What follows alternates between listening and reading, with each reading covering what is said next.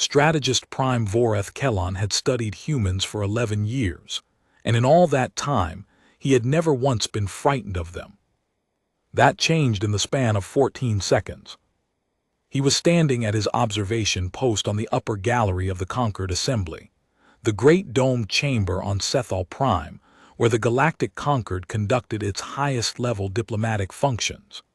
Below him, 209 delegates from 41 member species sat in concentric rings of polished sardonyx, their attention fixed on the speaking floor. The dome overhead was transparent crystalline silicate, and through it the midday light of Sethal's twin suns poured in, casting everything in pale amber. The chamber was beautiful, ancient, and built for the illusion of permanence. And in the center of it, standing at the diplomatic podium with her hands resting calmly on the lectern, Ambassador Ilara Voss of Earth was delivering humanity's formal petition for protected species status for the Marathi, a small, unaffiliated civilization that the Concord had been debating whether to annex or ignore for 30 years. Voreth watched her with professional interest. He was not a delegate. He was not a diplomat. He was the Concord's chief military analyst, the officer responsible for threat modeling every species in the known cluster.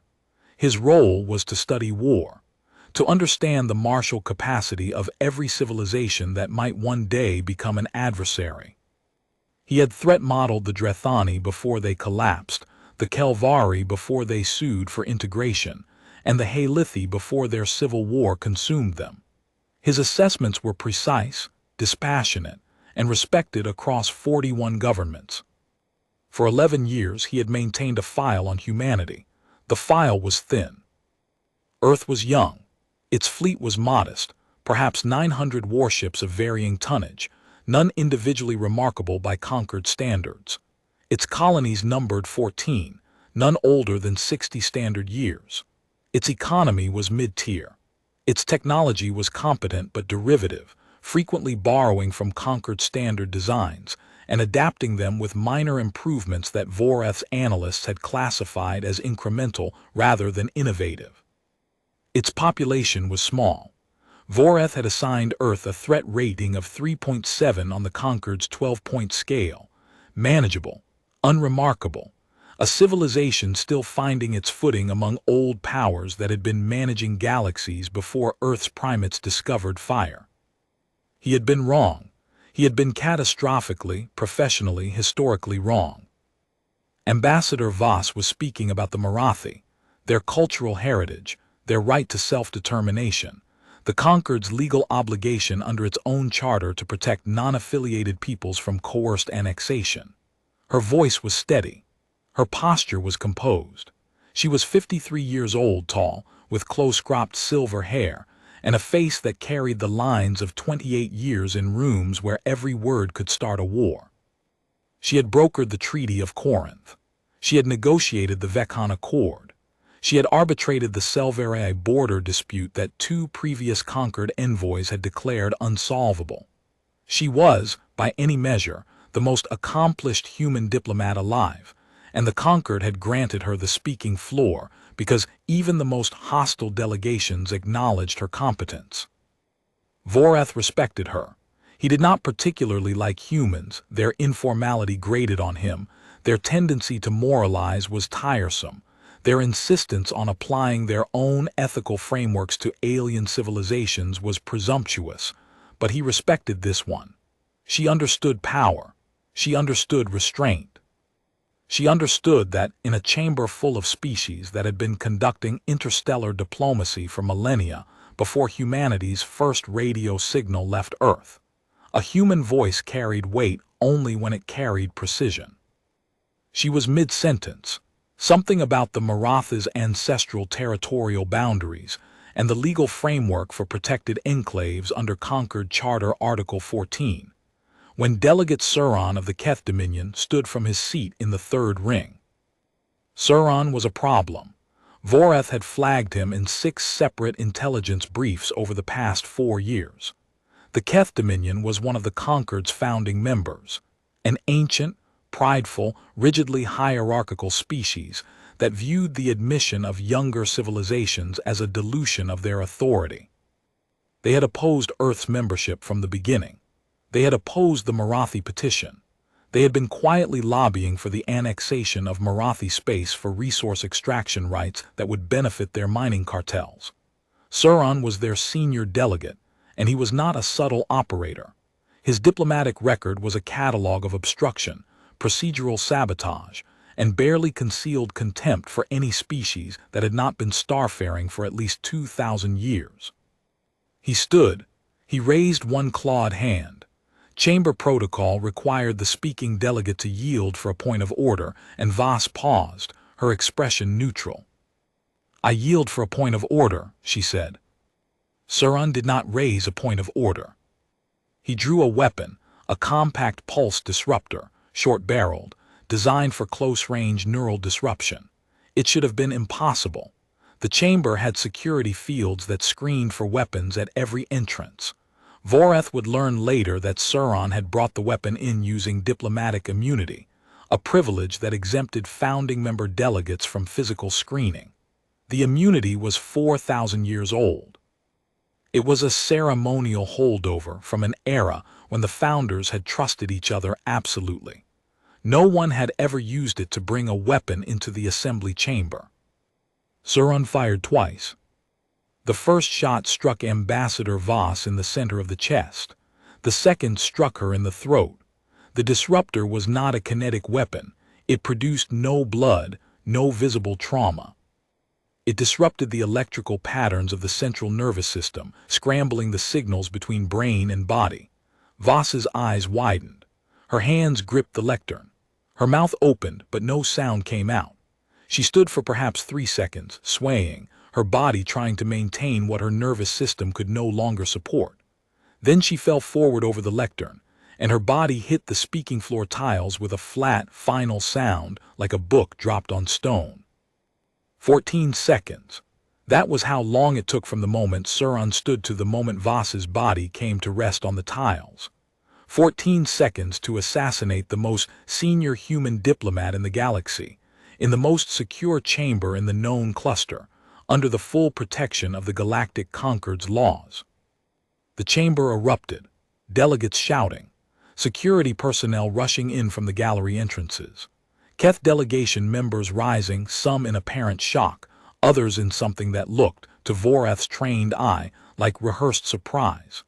Sauron stood with the weapon still in his hand, making no effort to flee, his face set in the rigid composure of a true believer who had accomplished exactly what he had come to accomplish. Voreth did not move. He stood at his gallery post and watched the speaking floor below. He watched Voss's body lying on the tiles. He watched the pool of neural fluid discharge spreading beneath her, a faint iridescent shimmer where the disruptor had liquefied the electrical pathways of her brain. He watched Earth's diplomatic attaché, a young man named Calder, push through the security cordon and kneel beside her, his hands hovering over her body as though he could still do something. He could not do anything. She was dead. She had been dead before she hit the floor. The disruptor at that range, at that power setting, was not survivable. Sauron had known that. He had selected the weapon specifically for certainty. Voreth felt something shift in his chest, not grief, not rage, but the cold recognition of a professional who has just watched a catastrophic miscalculation unfold and understood, with absolute clarity, what was coming next. He opened his tactical datapad and began composing a Priority 1 threat assessment. The assessment would be ignored. The aftermath in the chamber played out with the mechanical predictability of institutional paralysis. Security teams sealed the exits 11 minutes too late. Sauron had made no attempt to leave. Medical personnel arrived and confirmed what everyone already knew. The neural fluid discharge beneath Voss's body was photographed, sampled, and cataloged by forensic technicians who worked in silence, their instruments clicking in the amber light. The disruptor was taken from Sauron's hand. He released it without resistance, and sealed in an evidence container that would sit in a Concord storage vault for exactly 3 days before becoming irrelevant. Voreth remained at his post throughout. He watched the Keth delegation's behavior with clinical attention. Of the 7 Keth delegates present, 4 showed genuine shock, involuntary scale bristling, rapid eye movement, the physiological signatures of surprise that were difficult to fake. 3 showed controlled responses, composed posture, measured breathing, eyes tracking the security response with the focus of observers rather than witnesses. Those 3 had known. Voreth logged their names and filed a preliminary note on his datapad. Complicity assessment, KETH delegation. It would matter later. He also watched the other delegations. The Melivari were horrified, genuinely, visibly horrified, their chancellor gripping the arms of his seat with white-knuckled hands. The Drethani were calculating. Their ambassador's eyes moved from Voss's body to the Keth delegation to the security teams and back, running the political arithmetic in real time. The Selvarii were frozen, their delegation heads staring at the speaking floor with the fixed expression of someone who has just witnessed the foundation crack beneath the building they live in. And the humans. Voreth watched the humans most carefully of all. Calder, kneeling beside Voss's body, did not weep. He did not shout. He placed one hand on her shoulder gently as if she might still feel it, and then he stood and walked to the side of the chamber and stood against the wall with his hands folded in front of him. His face was blank, not composed, blank, like a display that had been switched off. Voreth had seen that expression before, in intelligence photographs from Earth's historical conflicts. He had seen it on the faces of military commanders in the hours before major offensive operations. It was the face of someone who had moved past the event and was already operating inside what came next. The aftermath played out with the mechanical predictability of institutional paralysis. Security teams sealed the exits 11 minutes too late. Sauron had made no attempt to leave. Medical personnel confirmed what everyone knew. Forensic technicians cataloged the neural fluid discharge in silence. The disruptor was taken from Sauron's hand and sealed in an evidence container that would sit in a conquered vault for 3 days before becoming irrelevant. Voreth remained at his post. He watched the Keth delegation. Of 7 delegates present, 4 showed genuine shock. 3 showed controlled responses, composed posture, eyes tracking the security teams with the focus of observers rather than witnesses. Those 3 had known. Voreth logged their names. He watched the other delegations. The Melivari were horrified. The Drethani were calculating, their ambassador's eyes running the political arithmetic in real time. The Selvarii were frozen. And the humans. Calder, kneeling beside Voss's body, did not weep. He placed one hand on her shoulder gently as if she might still feel it, then stood and walked to the wall and stood with his hands folded. His face was blank, not composed, blank, like a display switched off. Voreth had seen that expression in intelligence photographs from Earth's historical conflicts, on the faces of military commanders in the hours before major offensive operations. The face of someone who had moved past the event and was already operating inside what came next. Within 90 minutes, the conquered security directorate had taken Sauron into custody. He did not resist. He did not deny the killing. He stated, calmly and for the record, that Ambassador Voss had been eliminated because her advocacy for the Marathi constituted interference in Keth sovereign affairs. He stated that the Keth Dominion had authorized the action at the highest levels. The Keth Grand Primarch himself had approved it.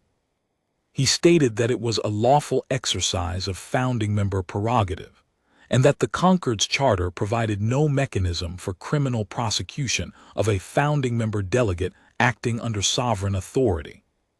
He was technically correct. The charter did not provide such a mechanism. It had never needed to.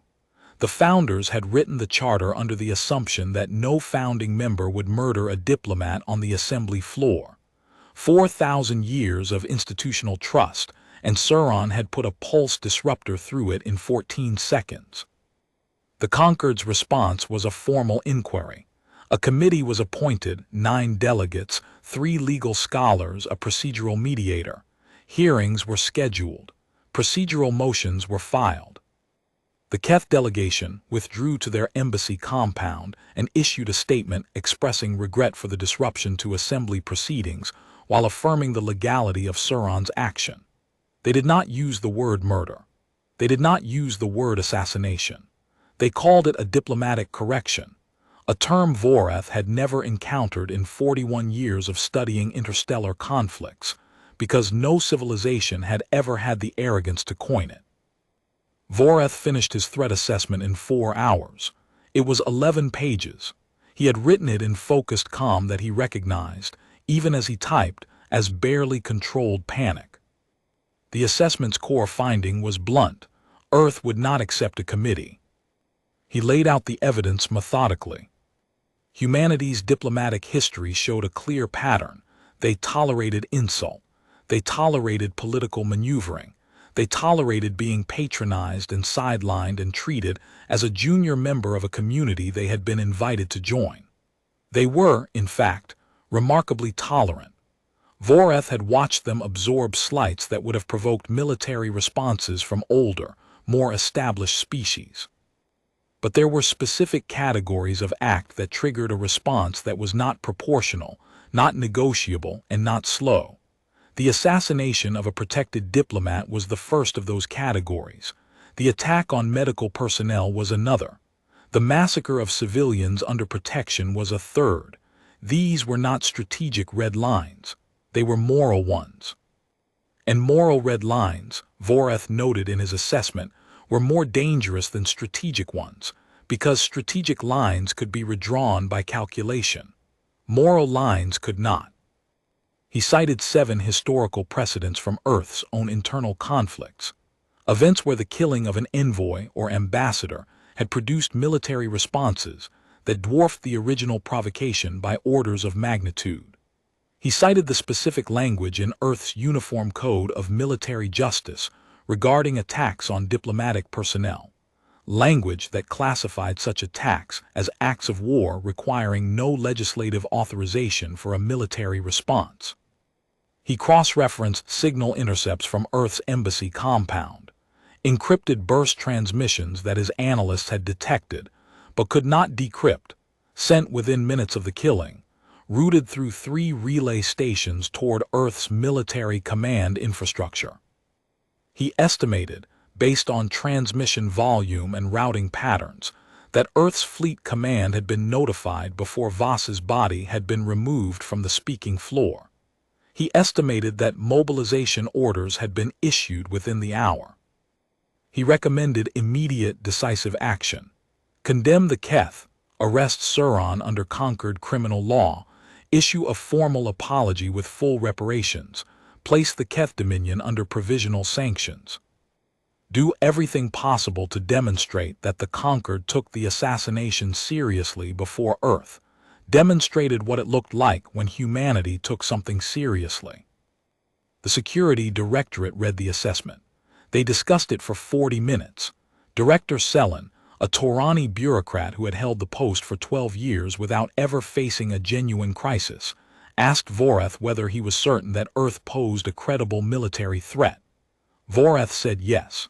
Selen asked what Earth could realistically do with 900 warships against the Conquered's combined fleet of 2,000.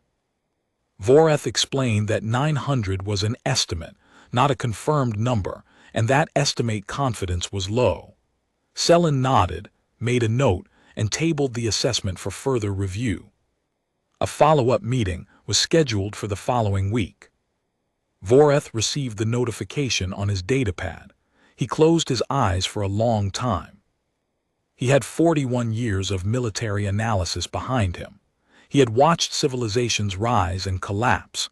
He had modeled 9 wars and predicted 7 correctly.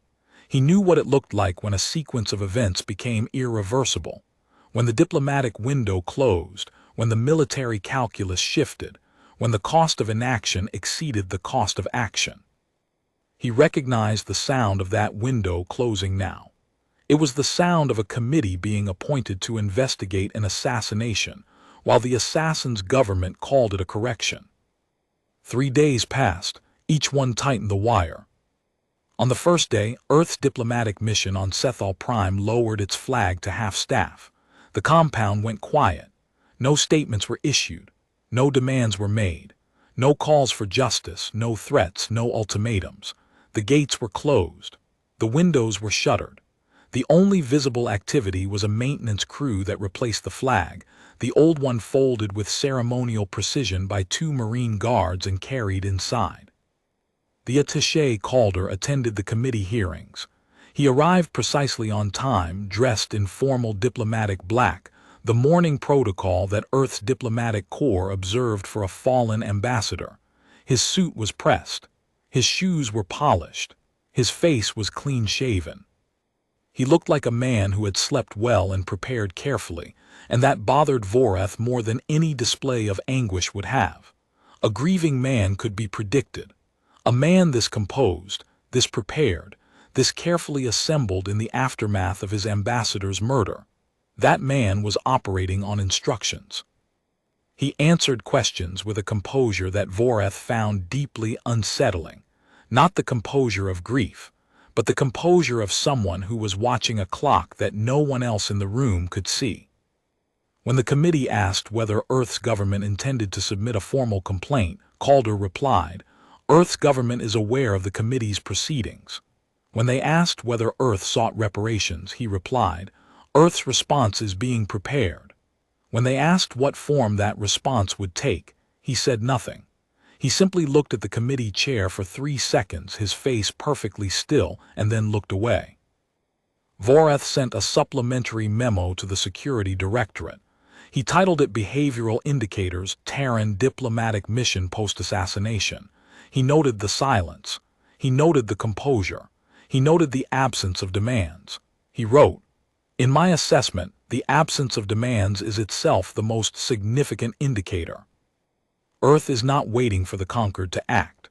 Earth is giving the conquered enough time to fail to act, enough time to demonstrate, through committee process and procedural delay, that the conquered will not deliver justice.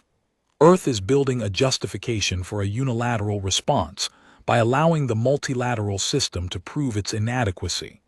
Every day the committee meets without result strengthens Earth's position." The memo was acknowledged and filed. On the second day, Voreth's long-range sensor network detected an anomaly at the edge of the Cethal system. A gravitational disturbance consistent with a large number of ships exiting faster-than-light transit simultaneously. The disturbance was brief, a pulse in the gravitational background, lasting 0.3 seconds, then nothing. His analysts classified it as a sensor artifact caused by a minor stellar event in a neighboring system. Voreth did not classify it as a sensor artifact. He recognized the signature. It was the footprint of a fleet dropping out of FTL and immediately powering down to minimal emissions. A standard staging maneuver used by military forces positioning themselves just beyond detection range. He filed a second supplementary report flagging the reading as a probable fleet staging event. The report included his analysis of the signature's magnitude, which was consistent with a formation of at least 300 ships. He recommended activating the Conquered's deep space monitoring grid and dispatching a sensor drone to the anomaly's coordinates. The report was acknowledged and filed. No sensor drone was dispatched. That night, Voreth sat in his office and reviewed the intercepts from the human embassy compound. The encrypted burst transmissions had not stopped. They had increased, tripled in volume since the assassination, and their routing had shifted. In the first 24 hours, the transmissions had been routed through Earth's standard diplomatic relay network, the same channels used for routine embassy communications. Now they were routing through military-grade channels, bouncing through hardened relay stations that Voreth's analysts had not previously known existed.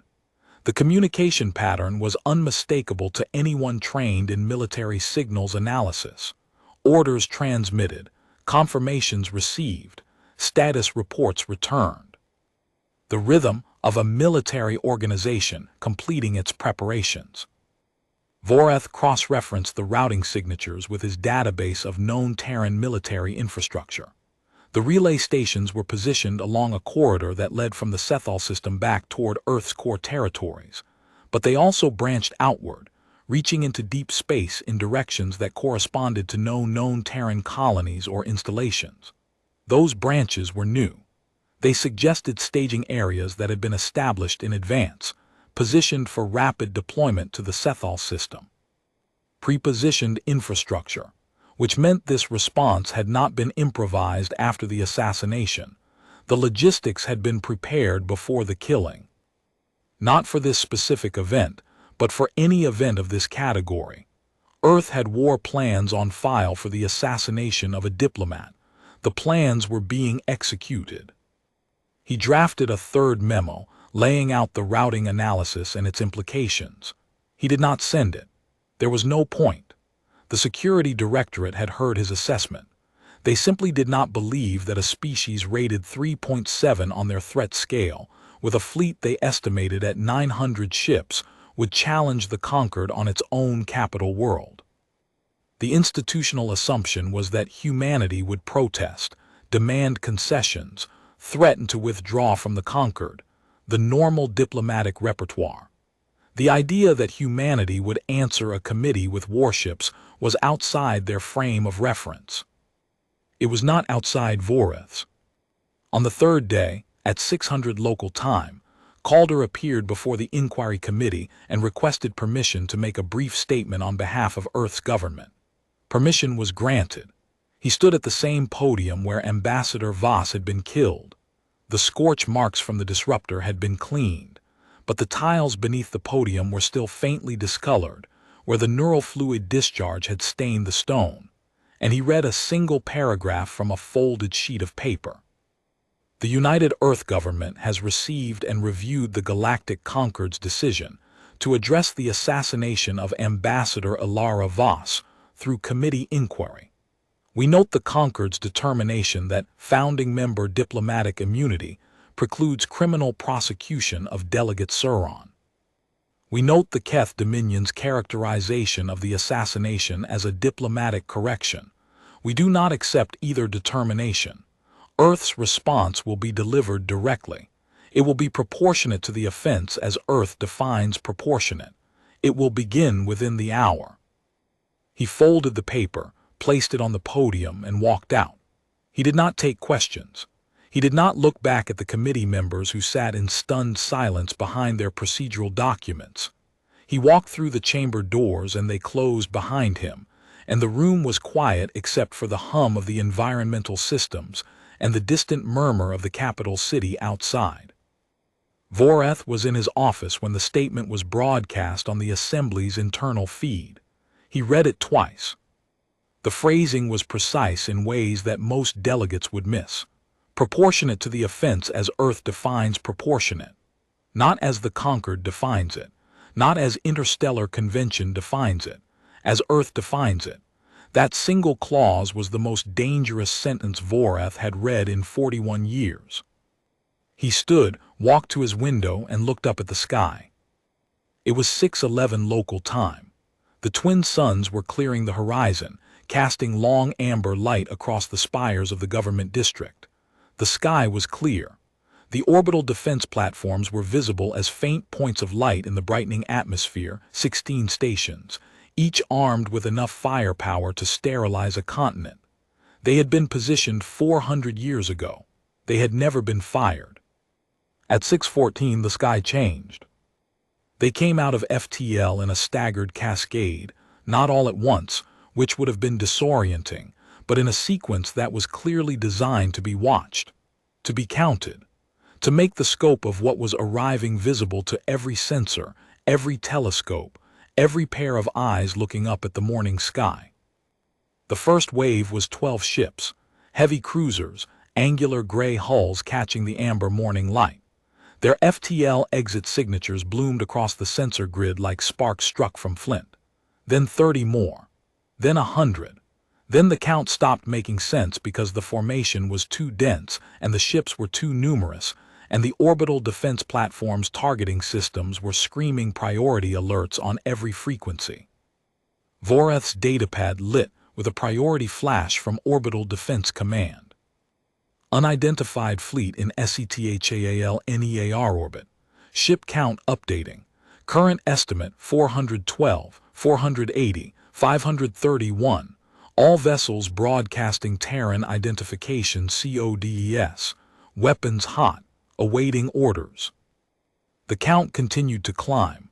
580, 610, 631. It settled 9 minutes later at 644. 644 Terran warships in the skies above the Conquered's capital world, more ships than Earth was supposed to have in its entire fleet. Voreth stared at the number and felt his understanding of the galaxy restructure itself. His threat rating of 3.7 had been based on an estimated fleet strength of 900 ships total. He was now looking at 644 ships deployed to a single theater, which meant Earth's colonies, trade lanes, and home system were still under protection by hundreds of additional warships he had never accounted for. Earth's actual naval strength was not 900. It was something far larger, possibly double, possibly more. His file had not been thin because Earth was weak. His file had been thin because Earth had been careful, for years, about what it let him see. He had been studying a shadow on the wall and mistaking it for the creature that cast it. 11 years of analysis. 11 years of sensor readings and fleet exercises and diplomatic exchanges and trade data. And the entire time, Earth had been showing him exactly what it wanted him to see: a modest fleet, an unremarkable technology base, a young civilization still finding its footing, while building something else entirely behind the curtain. The formation held position in high orbit. The ships did not fire. They did not hail the Conquered. They did not broadcast demands. They simply existed, row after row of angular gray hulls catching the morning light, weapons systems active, targeting arrays painted across every defense platform, every government building, every military installation on the planet. The lead ship was enormous, a dreadnought-class vessel that dwarfed the largest ship in the Conquered's fleet by a factor of 3. Its hull was gunmetal gray, angular, built on lines that prioritized function over elegance. Voreth could see, even through his office window with the naked eye, the running lights tracing its spine. A vessel so large that its silhouette was visible from the planet's surface as a dark wedge against the brightening sky. Its hull was marked with a designation that Voreth's translation software rendered as Iron Tide. Behind the dreadnought, the formation spread in concentric arcs, heavy cruisers in the inner ring, destroyers in the middle, frigates and support vessels in the outer perimeter. The arrangement was not a battle formation. It was a display formation, every ship positioned to be visible, countable, identifiable. The fleet was not trying to achieve tactical superiority. It already had that the moment the first 12 ships arrived. The formation was designed to communicate, to say, this is how many we brought. Count them. Understand what that number means. Understand that we chose to bring this many. Voreth noticed something else, something that his analysts would confirm in the following hours. The fleet's electronic emissions were unrestricted. Every ship was broadcasting full identification, hull designation, class, armament loadout, crew complement. In any normal military operation, those emissions would be suppressed. You did not tell your adversary exactly what you were carrying. But the Iron Tide was broadcasting everything, on every frequency, in standard Conquered data formats that any receiver could read. It was the military equivalent of walking into a room, placing every weapon you carry on the table, and then sitting down. It said, we are not hiding anything. We do not need to. The Conquered's High Chancellor convened an emergency session within 20 minutes. Voreth attended, standing in the gallery where he had watched Voss die 3 days earlier. The delegates scrambled into the same seats where they had sat in composed order while a woman was murdered in front of them. The irony was not lost on him. The Keth delegation was present. Suron's replacement, a younger delegate named Toral, sat in the third-ring seat with his claws locked around the armrests. His scales had gone pale. Voreth had studied enough Keth physiology to know that scale pallor indicated extreme stress, the equivalent of a human going white. "They cannot threaten the capital," Torral said. His voice was pitched higher than it should have been. "This is an act of aggression against the entire Concord. The Charter requires a collective defense response. I invoke Article 7. Voreth noted the phrasing, collective defense. Torral wanted 41 species to go to war because one Keth delegate had murdered a human ambassador, and his government had called it legal. The High Chancellor, a Melivari elder named Tessin, cautious and visibly overwhelmed, turned to Voreth. "Strategist Prime, your assessment." Every delegate turned. 209 pairs of eyes, plus the gallery observers, plus the press feeds broadcasting to 41 homeworlds. Voreth felt the weight of the moment. He had prepared for this question for 3 days. He had hoped he would never have to answer it in public. "The fleet in orbit represents approximately 644 ships of war," he said. His voice was measured, deliberate. "Our orbital defense platforms number 16. Our home fleet, currently at Sethal, numbers 93 vessels. The combined Concord fleet, if fully mobilized from all member systems, would require 11 days to assemble and would total approximately 2,000 ships." He paused, let the numbers land. "However, the Terran fleet arrived fully deployed, fully armed, and in formation. Their weapons are locked. Their targeting is active across every military and government installation on this planet. If we engage, they will fire. Our 16 platforms will be destroyed in the first exchange, I estimate 40 seconds. Our 93 home fleet vessels will be neutralized in the second, perhaps 4 minutes. By the time our combined fleet could arrive from member systems, the engagement would have been over for 10 days. Sethal Prime would no longer be a viable military target. It would no longer be a viable anything." He looked directly at Torral. "The Terran fleet is not threatening the capital, delegate. It is holding the capital. The distinction is critical. A threat can be negotiated. What is happening above us cannot be negotiated. It is already in motion. They are not asking for our answer. They are waiting for us to deliver theirs." Torral's claws scraped the armrest. "Then what do you recommend, Strategist Prime?" "I recommend that the Conquered give Earth what it came for," Voreth said, "before Earth decides to take it." The chamber erupted. Torral shouted about sovereignty and the sacred rights of founding members. The Selvarii delegate demanded to know why Conquered intelligence had not predicted this, a question directed at Voreth, who did not answer it, because he had predicted it in writing 3 times, and the reports were in the Security Directorate's filing system for anyone who cared to read them. The OSC delegate called for an immediate appeal to the Terran fleet commander. The Pelani delegate suggested that the Conquered offer to try Suron itself, under its own laws, as a compromise. The Torani delegate pointed out that the Conquered had no laws under which to try him. That was the entire problem. 3 minor species delegates tried to leave the chamber and found the exits blocked by Conquered security, not to prevent escape, but because the security detail could not confirm that the orbital fleet would allow atmospheric launches. The defense platform's communication links were being jammed by a broadband suppression field emanating from the Terran formation, not a hostile act, but a containment measure that prevented the Conquered from coordinating any military response without the Iron Tide's knowledge. Every tactical communication on the planet was now being monitored. Every sensor reading was being read. The Iron Tide had not just arrived, it had taken control of the information space. Nobody was going anywhere until this was resolved. And the resolution was not going to come from this chamber. It was going to come from 644 ships overhead, and from the list that Voreth knew with absolute certainty was already being transmitted. At 700, Earth's Iron Tide broadcast its first and only communication to the Conquered Assembly. It was not a demand. It was not a negotiation.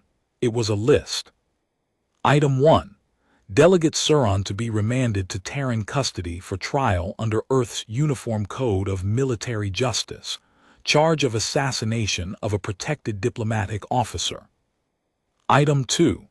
The Keth Dominion to formally repudiate its characterization of the assassination as a diplomatic correction and issue a public acknowledgement that the killing of Ambassador Voss was murder. Item 3. The Keth Dominion to surrender all military assets within the Sethal system, warships, defense platforms, weapons caches, and personnel to Terran custody. Item 4. The Conquered to permanently revoke founding member immunity from weapons screening in the Assembly Chamber. Item 5. The Conquered to establish a permanent memorial to Ambassador Ilara Voss on the speaking floor of the Assembly, at the exact location where she was killed. Item 6. Compliance deadline 1300 local time, 6 hours, no extensions. There was no Item 7, there was no or else. The fleet was the or else. 644 warships in daylight orbit, weapons hot, patience measured in hours. Voreth read the list and felt something he had not experienced in 4 decades: professional admiration. Not for the fleet, not for the firepower, for the list itself. It was precise, it was specific. Each item named an offense, an offender, or a remedy. There was no room for procedural delay, no ambiguity to exploit, no diplomatic language to parse. Earth had not come to negotiate. Earth had come to be obeyed. The Keth Dominion's response was predictable. Torral stood and declared that the Keth would never submit to the demands of a junior species. He invoked the Charter. He called for founding member solidarity. He reminded the Assembly that the Keth had been starfaring when humans were scratching symbols onto cave walls. His voice shook, but his words were defiant. Voreth did not watch Torral. He watched the other delegations. He did not watch their mouths. Diplomats lied with their mouths. He watched their hands. The Melavari Chancellor's fingers drumming on the bench. The Selvarai delegate gripping a stylus until it bent. The Drethani ambassador leaning sideways to whisper to her military attaché, who shook his head, a small, decisive motion that said clearly, "We are not dying for this." 40 species weighing the cost of standing with the Keth against the cost of standing aside. Voreth could see them reaching the same conclusion he had reached 3 days ago. The Keth had murdered a human ambassador and called it legal. That was the Keth's problem, not theirs. The defections began at 8:30. The Melavari withdrew first. Chancellor Tessin stood at the podium, 6 meters from where Voss had died, and announced that the Melavari would not invoke Article 7. The Conquered's collective defense provisions were designed to protect member states from external aggression, he said. The current situation is a bilateral dispute arising from an action taken by a single member state. The Melavari government does not believe the Charter compels collective military intervention on behalf of the party that initiated the provocation. The Drethani followed at 900, the Selvarai at 9:15, the Torani at 9:30. By 1,037 of 41 member species had formally declined to invoke collective defense. The Keth stood with 3 minor allies, the Torvathi, the Osk, and the Pelani, none of whom had more than a dozen warships between them. Torral's face changed. Voreth watched it happen, the rigid composure cracking, the calculation replacing the ideology, the dawning understanding that the Keth Dominion's 4,000-year founding member status was a title, not a shield. It meant nothing when 644 warships were overhead and 37 governments had stepped aside. At 10:45, the Keth requested a 2-day extension of the deadline. The request was transmitted on the diplomatic frequency. The Iron Tide's response came in 11 seconds, a single word, broadcast on every frequency in every language the Conquered recognized. No. At 1100, the Keth requested a meeting with the Terran fleet commander to discuss modifications to the terms. The response came in 8 seconds, the same word, no. At 11:15, Voreth received a private message on his datapad from the Drethani military attaché, a career officer named Kevel whom Voreth had known for 15 years. The message was 3 words: "You were right." Voreth did not reply. There was nothing to say. Being right had never felt less satisfying. At 11:30, the 3 minor allies, the Torvathi, the Osk, and the Pelani, quietly withdrew their support. The Torvathi delegate paused at the chamber door and looked back at Torol. Voreth read the expression on his face. It was not anger or contempt. It was pity. The look you give someone who is about to learn a lesson that you are grateful not to be learning yourself. The Keth stood alone. In a chamber of 209 seats, only the Keth delegation remained in its section. The empty seats around them were the most eloquent argument anyone had made all day. Voreth did the math one more time. The Keth's military assets in the Sethal system totaled 11 warships and roughly 400 combat personnel, against 644 Terran warships, each carrying full marine complements. The ratio was not a ratio. It was a mathematical expression of the word futility. At 12:15, 45 minutes before the deadline, Torol stood for the last time. His voice had lost its edge. His claws no longer gripped the armrest. He looked diminished, not physically, but in the way a creature looks when the structure that gave it power has been removed, and it is standing in the open for the first time in its life. "The Keth Dominion," he said, and his voice cracked on the last word, "accepts the terms." He sat down. The chamber was silent. At 1300, on the deadline to the minute, Terran shuttles descended from the Iron Tide. Voreth watched from his gallery post as 12 vessels landed in the Concord's military district in a precise grid pattern, each one touching down within 3 meters of its designated zone. The hatches opened simultaneously. Marines emerged in matte gray tactical armor, sealed helmets, no visible insignia beyond a small Earth emblem on the left shoulder. They moved in squads of 8 with the unhurried precision of professionals, executing a plan that had been rehearsed to the second. Suron was taken first. 4 Marines entered the detention facility, presented a transfer order to the Concord's security chief, a veteran named Holleth who had served the directorate for 30 years, and waited while Holleth read the document. Holleth looked at the Marines. He looked at the document. He looked at the ceiling where, somewhere beyond the stone and the atmosphere and the pale amber sky, 644 warships waited. Then he signed the transfer order and stepped aside. The Marines escorted Suron from his cell. The assassin walked between them in silence. He held himself with the rigid posture of a Keth officer, his chin raised, his claws retracted formal. The Marines did not speak to him. They did not look at him. They did not adjust their pace to his. They walked at their own speed, and Suron kept up because the alternative was being carried, and whatever else he was not going to be carried. Voreth watched Suron cross the military district's central courtyard in the afternoon light. The assassin's scales caught the sun, pale gray, the stress pallor still visible. He looked small between the 4 humans. Not physically small, the Keth were taller than most humans but diminished, reduced.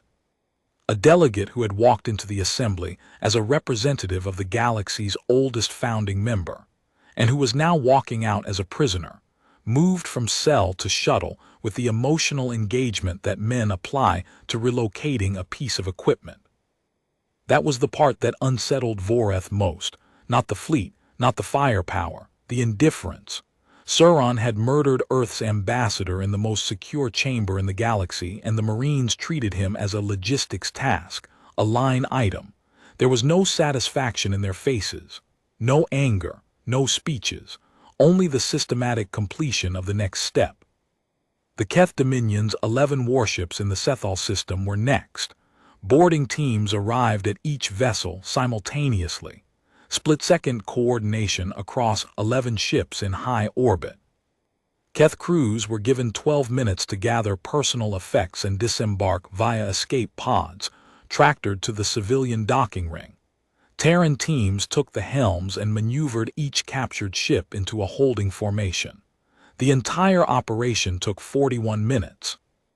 The weapons caches followed. Terran ordnance specialists entered the Keth embassy compound with the staff standing in the courtyard, watching, and systematically opened every secured storage bay. They found 14 pulse disruptors of the same model Sauron had used, 42 kinetic sidearms, 3 cases of demolition charges, a rack of anti-personnel mines, all hidden inside a diplomatic compound on the Conquered's capital, brought in under the same founding member immunity that had allowed Sauron to carry his weapon into the assembly. Each item was logged, photographed, sealed, and removed. Each step was broadcast on the assembly's public feed. Voreth watched every delegate in the chamber absorb the image of the Keth arsenal being laid out in the courtyard sunlight, piece by piece, for the galaxy to see. The weapons cache was the second message. The first was the fleet. The second was, your trust was misplaced and here is the proof. At 14:30, the Assembly voted to permanently revoke founding member weapons immunity, 39-2. A 4,000-year-old privilege, stripped in 20 minutes, because every delegate had just watched what that privilege had been used for. At 1500, the Memorial Commission was convened. Calder submitted a handwritten note containing a single line. She spoke for those who could not. The commission approved it unanimously. The Keth abstained.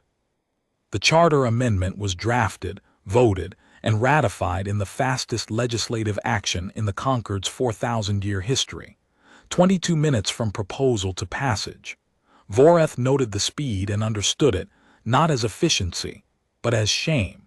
41 species rushing to close the door that they should have closed before a woman was killed in front of them.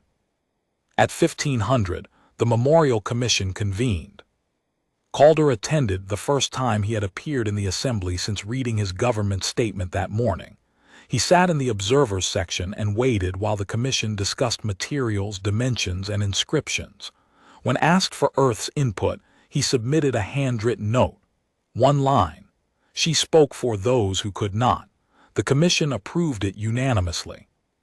The Keth delegation abstained, their last act of institutional defiance, small and meaningless and noted by no one except Voreth, who logged it because it was his job to notice things that no one else considered worth noticing. The charter amendment was drafted, voted, and ratified in the fastest legislative action in the Conquered's 4,000-year history, 22 minutes from proposal to passage. Voreth noted the speed and understood it, not as efficiency, but as shame. 41 species rushing to close the door that they should have closed before a woman was killed in front of them. At 1500, the Memorial Commission convened. Calder attended, the first time he had appeared in the assembly since reading his government statement that morning. He sat in the observers section and waited while the commission discussed materials, dimensions, and inscriptions. When asked for Earth's input, he submitted a handwritten note. One line. She spoke for those who could not. The commission approved it unanimously. The Keth delegation abstained, their last act of institutional defiance, small and meaningless and noted by no one except Voreth, who logged it because it was his job to notice things that no one else considered worth noticing. By 1600, every item on Earth's list was complete. Sauron was aboard the Iron Tide. The Keth warships were in Terran custody. The charter had been amended. The memorial was commissioned. The tiles where Voss had fallen were being prepared for a permanent marker. 6 items, 6 hours, every deadline met, every term fulfilled. 6 items, 6 hours, every deadline met, every term fulfilled. The Iron Tide held orbit for 6 more hours after the last item was completed. Voreth understood why. The additional time was not operational, the mission was finished. The additional time was a statement. 6 hours of 644 warships hanging in bright orbit above the capital, visible to every sensor, every telescope, every citizen looking up at the afternoon sky. 6 hours for the image to settle into the memory of 41 species, 6 hours for the lesson to take root. Then, at 2200 local time, the fleet began to withdraw in the same staggered cascade in which it had arrived. Ship by ship, formation by formation, each vessel peeling away from orbit and accelerating to FTL in a sequence designed to be counted, to be remembered. The withdrawal took 40 minutes. Each departing ship left a gravitational signature, a ripple in local space that the sensors registered as a distinct event, one after another, 644 times, like a roll call in reverse, like a final count. Voreth stood at his window and watched the last ships vanish. The sky returned to its normal state, clear, pale amber gone dark, the twin suns long set, stars emerging in unfamiliar patterns. The orbital platforms were still intact. The home fleet was still moored. Not a single shot had been fired. Not a single shot had been needed. Earth had held the capital of the galaxy's oldest governing body for 18 hours. It had extracted every item on its list: the assassin, the warships, the weapons, the charter amendment, the memorial. It had publicly humiliated a founding member, rewritten a 4,000-year-old legal framework, and established a permanent monument to its dead on the floor of the Conquered's most sacred chamber. Without firing a weapon, without raising a voice, without a single act of violence beyond the overwhelming, patient, absolute presence of 644 warships and the cold certainty that they would be used if the list was not met. The Conquered strategic community would spend months analyzing what had happened. They would produce studies, simulations, and retrospective assessments. They would model the Iron Tide deployment from every angle: logistics, timing, intelligence preparation, fleet composition, command structure. And in every analysis, the same conclusion would emerge: Earth had not improvised. Earth had not reacted. Earth had executed a pre-existing plan, a plan designed for exactly this category of event, held in reserve, maintained in readiness, waiting for the specific trigger that the Keth Dominion had been foolish enough to pull. The plan had a name. Voreth would learn it weeks later through back-channel contacts: Standing Protocol 7, one of at least 12 contingency plans that Earth's Combined Fleet Command maintained for specific categories of moral offense. Protocol 7 covered the assassination of a senior diplomat on foreign soil. The fleet composition, the staging timeline, the list, written years before Sauron pulled his weapon. The only variables were names: the victim, the perpetrator, the location. Everything else was ready. That fact would keep Voreth awake for many nights. Not the fleet, the plan, the cold, pre-prepared certainty that this category of event would eventually occur and the response would already be written. Voreth sat at his desk that evening and opened his threat file on humanity. He deleted the old assessment, the 3.7 rating, the 900-ship estimate, the words modest and unremarkable and manageable. He stared at the blank file for a long time. Then he began to write. He wrote about the 14 seconds in the assembly chamber, the disruptor, the fall, the sound of a body hitting stone. He wrote about the 3 days of silence, the lowered flag, the quiet compound, the composure of the attaché who had knelt beside his dead ambassador, and then stood before the committee without raising his voice. He wrote about the fleet emerging from FTL in a cascade designed not for tactical advantage, but for psychological impact, to be counted, to be understood, to make the scope of Earth's answer visible before a single demand was made. He wrote about the list: 6 items, no ambiguity, no negotiation, a deadline met to the minute. He wrote about the Marines who took Sauron without a word, 4 humans moving a prisoner the way a system processes a task. No satisfaction, no anger, no speeches. The cold, systematic execution of a plan that had been finalized, while the Conquered was still appointing its committee. He wrote about what he had gotten wrong. He had measured ships, colonies, tonnage, and technology. He had assessed military capacity as a function of material resources. He had not assessed will. He had not measured the depth of Earth's response to a specific category of moral injury, the murder of a diplomat, the killing of someone sent to speak for the defenseless. He had not understood that humanity's military capacity was not defined by how many ships it had. It was defined by what those ships would do when a line was crossed that Earth considered uncrossable.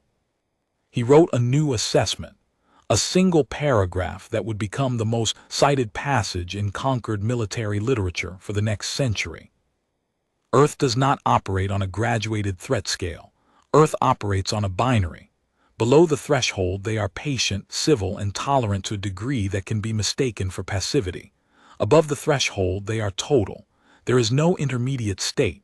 There is no proportional response. There is no negotiation window. The threshold is not military. It is moral. They do not respond to threats against their territory or their economy with overwhelming force. They respond to specific moral injuries, the killing of the defenseless, the murder of those sent to speak, the destruction of that which was built to heal. Cross that line and the response is not a fleet action. It is a verdict. The fleet is merely the instrument of delivery. He saved the file and closed the datapad. He poured himself a drink, Cethalian-grained spirit, sharp and bitter, and sat by the window, looking at the empty sky. The capital was quiet in the way a landscape is quiet after a storm has passed without destroying anything, the relief threaded with the knowledge of what could have been.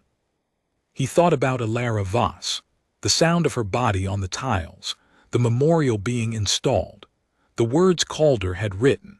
He thought about Sauron aboard the Iron Tide, headed for trial on a world whose laws he had never read, for a crime he still believed was legal.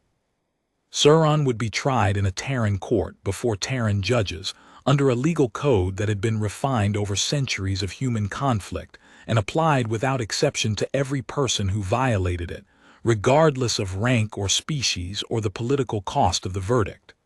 Voreth had studied that legal system. It was methodical. It was thorough. It was not cruel.